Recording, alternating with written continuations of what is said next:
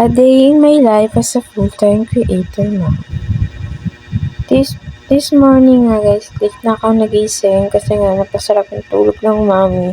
And si Skyler naman, ayun, binigay ko muna sa kanyang tita kasi nga kailangan kong mag-prepare ng kakainin niya today. And then patatas yung binigay ko muna sa kanya kasi nga favorite niya naman yan and gustong-gusto naman ni Skyler ang patatas. Nung lumamig na yung pagkain ni Skyler, pinakain ko na agad siya. And yung batang yan, alam na ang camera. May pagtingin-tingin pa siya sa camera. So yung patatas na yun is pinapakuluan ko lang siya. Then wala akong hinahalo. Pero pwede ko naman lagyan ng milk coat. So makikita niyo dyan si Skyler guys.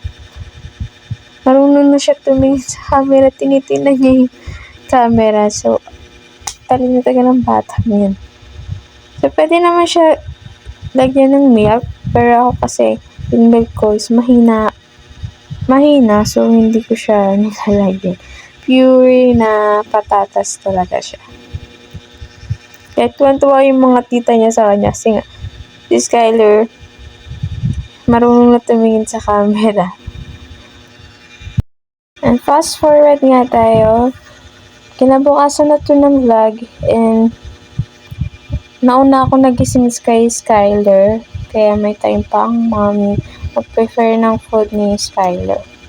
So ay nag-prepare lang ako ng tubig para isasalang ko na yung kalabasa. So ngayon naman isang papakilala ko naman kay Skyler ngayon is yung kalabasa kasi bumili na grocery ako kahapon. Hindi lang ako nag-video sa grocery ako. Nabunda ako ng mga gulay na kakainin ni Skyler kasi hindi ako bumibili ng marami kasi nga baka masira lang siya. So, ayun. Konti-konti lang yung binibili kong kulay para hindi siya masira. Iniwan ko nung nasa maliliit yung kalabasa and hindi naman mauubos ni Skyler yung buong kalabasa. So, yun. Nati ko na din. Dahil wala nga kaming ref. So, ayun. Niluto ko na lang siya para iulam ko. Nilagyan ko siya ng sardinas. So, sarap yun guys. Hiniwa ko lang siya sa maliliit na. Nung okay na yung kalabasa, ayun. Pinalamig ko muna siya and then nilagay sa bowl ni Skyler. Then hindi na ako gumamit ng blender kasi nga pinakuluan ko siya ng matagal para talaga mabilis na siya pinuhin. So pinipino ko lang siya nang matapos ko namang pinuhin yung kalabasa, nag-start na din akong pakainin si Skyler kasi nga late na din. Late na gising ang mami. So, late na rin kumain si Skyler. Super love niya nga. Nai-enjoy niya yung pagkain ngayon ng kalabasa, guys. Gusto niya yung kalabasa ngayon. Ang favorite ni Skyler ngayon, kala mo nagsasalita na. Sobra kasi siyang nasasarapan sa mga patatas, tsaka kalabasa, and also repolyo. Yan, gusto niya yung mga gulay ngayon. Pero hindi ko siya tinry sa apple kasi nga, nadismaya ako nung una ko siyang pinakain. Pero titry ko ulit siya pakainin ng apple. So ngayon is mga gulay muna. So ngayon, yan. Super love niya ngayon ng kalabasa. Super love niya yun guys. Kaya nga naubos niya yung pinipare ko sa kanya. Walang natira. Kasi talagang gusto niya yung kalabasa. So,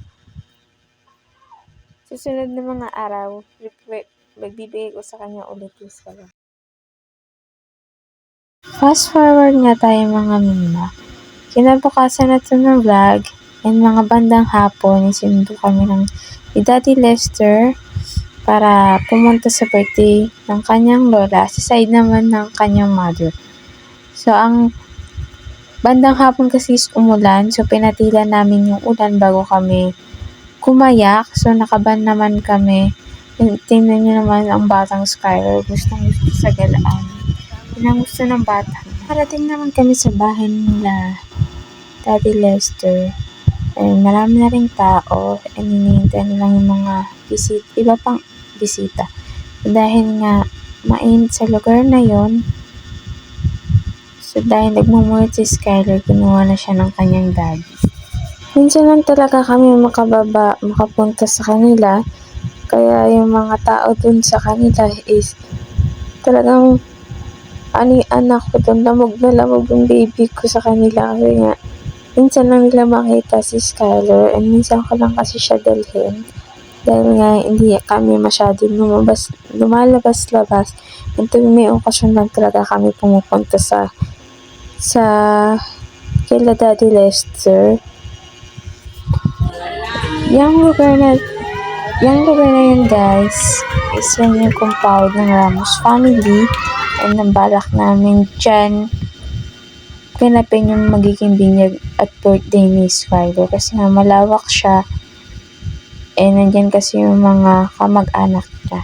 So, dyan nakatira yung mga tito-tita niya, mga pinsan. And sila is nakahiwalay. So, medyo malayo yung bahay nila dyan.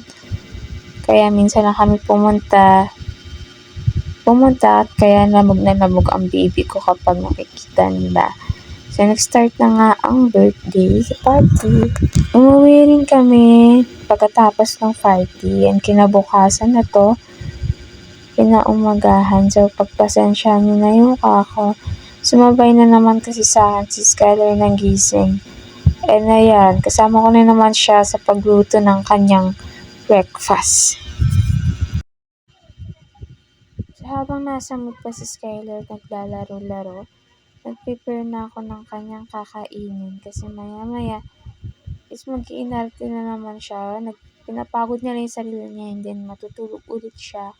Kaya habang nasa mood pa siya, nag-prepare na ako. Hiniwa ko lang siya sa maliliit. Then pinapakuluan ko siya. Hindi ko na siya biniblender kasi nga pinakukulan ko ng napakatagal. Kaya sobrang lambot na niya. And yung mga natira, dahil hindi naman yan mauubos ni Skylar lahat, is ginawa ko siyang french fries. So, pinrito ko siya para maging french fries. So, sobrang solid naman. Kasi nga kaysa masayang siya, so ginawan ko na lang ng paraan para hindi masayang yung patatas. Wala kasi kaming rep, kaya yung matitira is masasayang lang talaga. Kaya ayan. Ito-try ko na din si Skylar sa BLW para maging mas familiar na siya sa mga kakainin niya.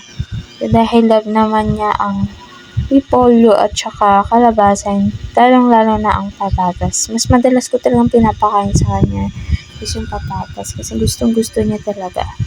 Nauubos niya yung binibigay ko sa kanya.